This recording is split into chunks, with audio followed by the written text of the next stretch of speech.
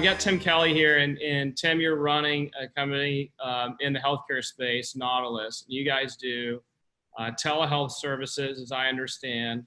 Business right now is different now than it was before, in the sense that you are working some long hours. People are talking to you guys more than they ever have before, and if any business you could argue is an essential service, I think I'd put you at the top of the list in making sure people get the care that they need right now. So thank you first for just being in existence and setting up all the technology to allow people to talk to physicians and get the care that they need.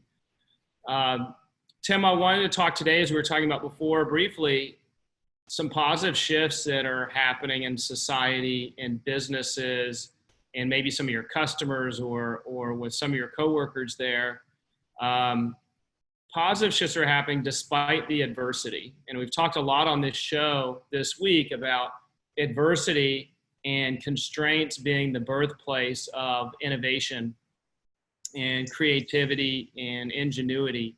And I really believe that, but some people don't believe it right now. Some people believe that adversity is the birthplace of destruction for them and their businesses and their careers and their personal lives. So what are you seeing right now? You're on the front lines remotely of all of this. What positive shifts are you seeing right now in business or in your personal life? Quite a few. I mean, it's been an experience we did not plan on or expect. So as far as business goes, our phone has been ringing off the hook, and as part of trying to help out, we're actually giving away the technology just to get people using it, because it saves lives, saves time, reduces the hours that some of these clinicians and professionals have to work, reduces the stress and anxiety of people at home trying to get answers, where a doctor can have a face-to-face like we're doing now over 5 minutes and see them physically. Some of these cameras on computers are fantastic, HD quality, so you can see the eyes, the skin tone, hear the sound of their cough or breathing. And so it's great keeping patients that are healthy at home. So if they think they feel something, body ache, and say, oh, this must be it, I better run into the hospital, keep them safe at home. And then sick patients that aren't acute, keep them at home too, but having a way to communicate with them. And so that's, the technology has always been there, and you use the word innovation. And innovation is any type of invention only if it's getting used. So that's what people forget with innovation. And so like Zoom, as you mentioned before, went from 20 million to 200 million. And so I'd say now that's innovation, that it's getting used at that level. But yeah, this helps people be more efficient, and I think that adds a lot to keeping spirits up, that they can have this communication tool. Yeah, I mean, I think a lot of people have never used a telehealth service before. They don't know how it works. Do you download an app? Many probably don't even know that even exists as an option. How do, specifically with your company, or just maybe somebody starting out, they're worried that if they get sick, that they will not be seen by the doctor in person. That's a reality, that they're going to be put on a long wait list. They don't want to go to the ER and clog that up. Right. They may care a lot about other people and don't want to put themselves, especially if they feel like they're sick, put themselves back out into society and potentially get others sick. Specifically with your company, or just in general, how should somebody get in contact with a telehealth service, or start and kind of be prepared just in case they do feel ill? Well, most of the hospitals started using this as a triage type tool. So I can't imagine a hospital right now not having something, whether it's Zoom or even FaceTime, to get that communication before you walk in the door and get that first assessment. And if they're using Teledoc, or that's one of the big players out there, our platform that has a few more tools where they can share some more information with them.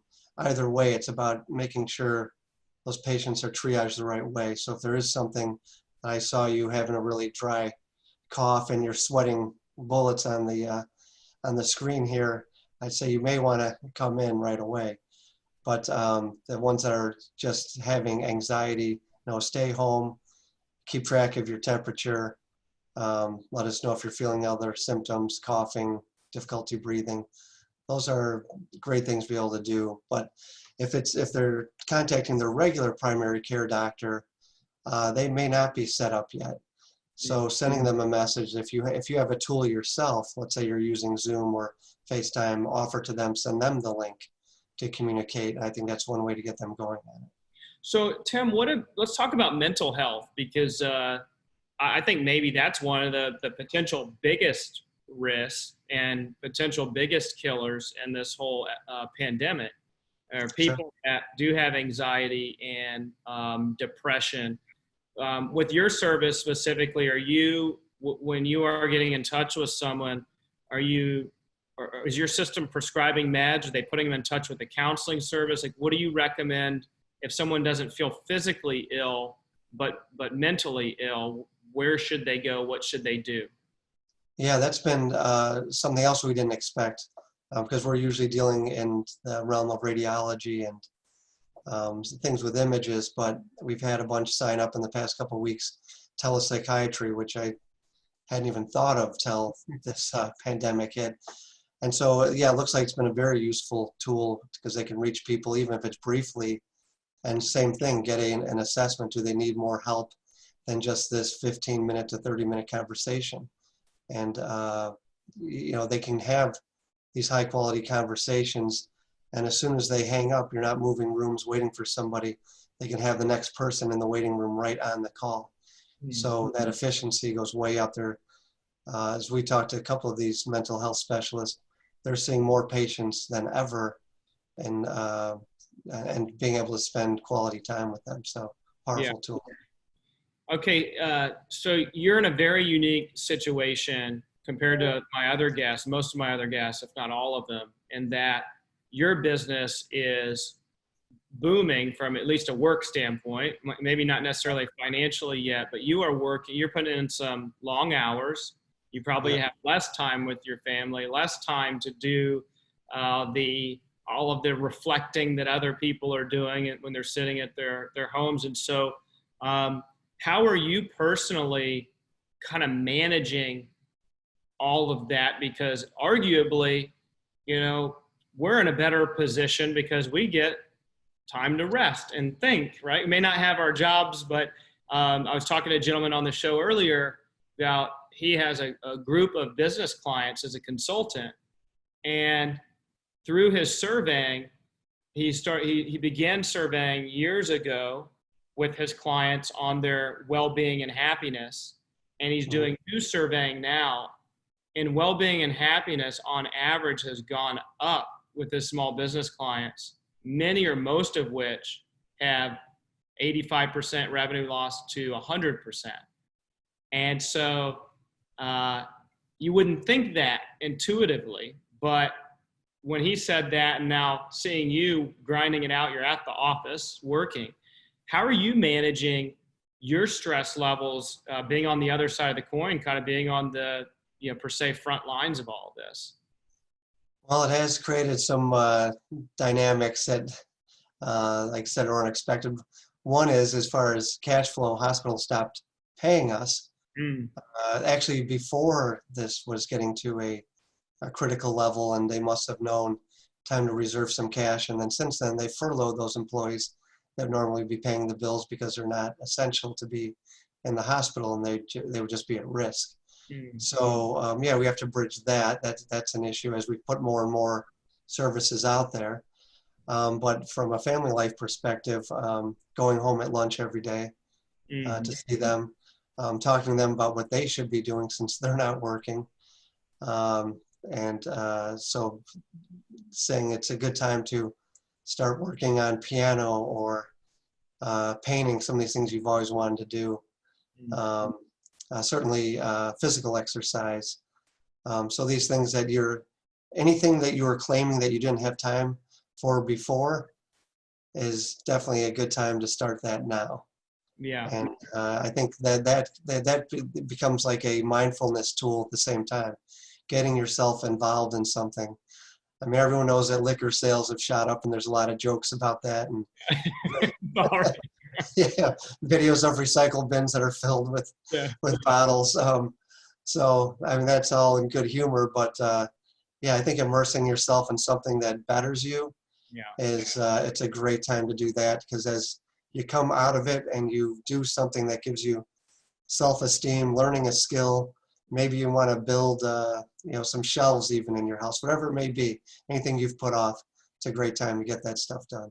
Yeah, it seems to be a consistent theme with the business owners I'm talking about, with other business and community leaders, is time is opened up for a lot of us, but even the ones that are still working and doing things, the time allocations have changed. You may not have as many people to manage but you're still working really hard. And so I've noticed that even though I'm working every day, I have a lot of bandwidth and just brain space opened up to think about new things, which has caused me to reflect on, I need to exercise again this way. Or I told Emmett Smith, I talked to Emmett earlier, I told him, I am just as good at walking as you were at being a football player.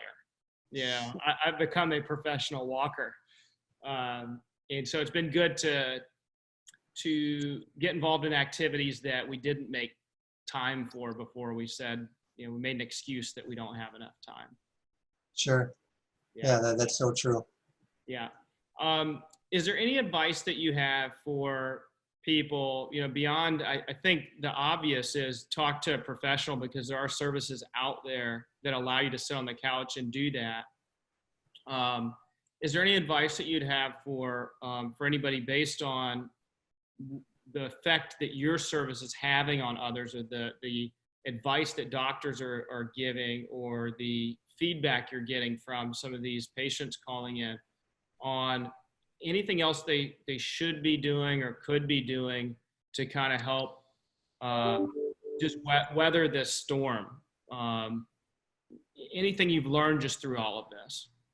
Yeah, there's been a couple of things that we've found interesting, is that, and as you watch the news, it's all a lot of theatrics about scaring the crap out of everybody because it makes you watch. And I don't think that's very healthy. So I'd limit the exposure to that. But on the other side, they don't tell you really how to protect yourself. I mean, they're talking about masks and things of those sort, but reducing your stress level. So, whether that's the walking, the painting, exercise, and looking at your immune system. I haven't seen a single news piece about, taking your vitamin C, drinking plenty of water, getting your rest, all the things you can do, so that, because what they don't want to mention is that 50% of the people that even come in contact with the virus have no symptoms, and if they talked more about that, that would reduce a lot of stress. And then if you're boosting your immune system, I think the natural mental response is, I'm doing everything I can to make sure I'm healthy. So then the fear starts to dissipate as well. I'm a healthy person. So if I come in contact with it, yes, I may be sick with flu-like symptoms. I may have a bad cold and a cough, but I'll get through it because I've boosted my immunity. And that's, I think that could not just be good for the body, but good for the soul as well. Yeah, I'm so glad you brought that up. Is, your identity as a human right now, what is that? And the affirmation that you give yourself is that I am a healthy person, and therefore you do healthy things. You're pushed to do healthy things. Would a healthy person not exercise? Would a healthy person eat really poorly or have negative self-talk? Probably not. So if you build up this identity as I am a healthy person, and you do those healthy things, probably scientifically you are less prone to contract the virus, because healthy people probably wash their hands more and they've got good hygiene and all of that. But if nothing else, like you said, a person who has an identity as a healthy human being will likely have less fear and less stress, right? Right. And then the other thing they should do is, um, and I've told some of our employees that are staying home, keep your priorities in line. So write them down. And Mm. some of those obviously can be those healthy things, getting rest and stuff. But two, I hear about people stressing about some things that there's many, many programs out there that if you make those phone calls, send the emails, take advantage of the programs, that can immediately reduce some stress. And companies like Comcast giving a free month. So, that's at least gone for a month. Obviously, car payments, mortgages, most of them have, 30-day, 60-day reprieves if they're tacking on at the end of your account. At least you don't have to worry about it right now. Yeah. And those are things they should take advantage of immediately and not put off. And that'll lower stress as well, because if the money's not there, that's everyone's number one concern. Mm-hmm. Yeah, and I think this is a time to remove the ego and remove the pride, especially we've got a lot of business owner clients that are watching this. As an entrepreneur, you don't ask for things. You give to people, you hire people, you are the person, you're the provider, and you're put in this situation where you have to call the landlord and you have to call the lender and you've got to call your vendors and in your mind ask for something. But really, for me, it's thinking about it as a partnership, that we're all doing this together and we can partner together to weather the storm.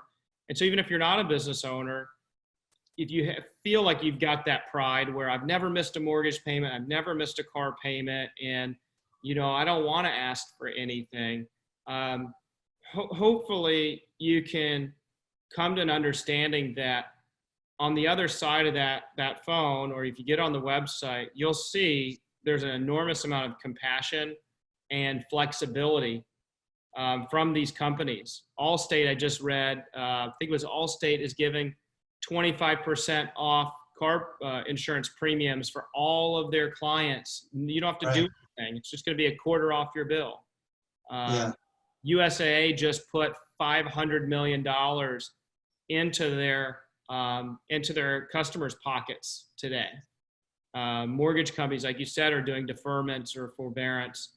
And so now's the time to kind of, if you feel that sense of pride or ego, or, you always do it yourself and you don't need anybody else, I would encourage people to look at it as a partnership versus asking something for nothing, because everyone's adversely impacted in some way.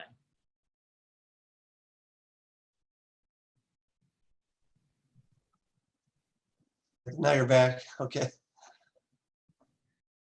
Yeah. So you kind of agree with that concept? Oh, completely. It's those, everyone is in this together, and they put out these programs for a reason, because everyone's trying to help each other. And yeah, I would totally agree. Put the ego aside and take that bag of cement off your back. It's okay. Yeah, absolutely. Well, hey, so can the average U.S. citizen just download an app, or how do they get in touch with your services? Sure, they can register on matrixray.com or teleray.com and use the services. Patients get to use all of our services for free. So if they're looking to store their own radiology images or communicate with their doctors, it's the providers that pay. So, but patients, it's no charge for them. Gotcha. Awesome, my friend. Well, thank you so much for coming on and sharing some insights. And I know you're probably working a lot of hours for fewer dollars, it sounds like. And so I appreciate you doing that and getting resources to people, and just this podcast being a resource for everybody that needs either mental health or physical health resources. I appreciate you giving us some direction on where to go. Well, thanks, Ben, and I can't wait to get a haircut again. Yeah, man, I can't wait for you too. So we will be back soon, I promise. All righty. All right. Take care. Have a good rest of your day. Bye-bye. Bye-bye.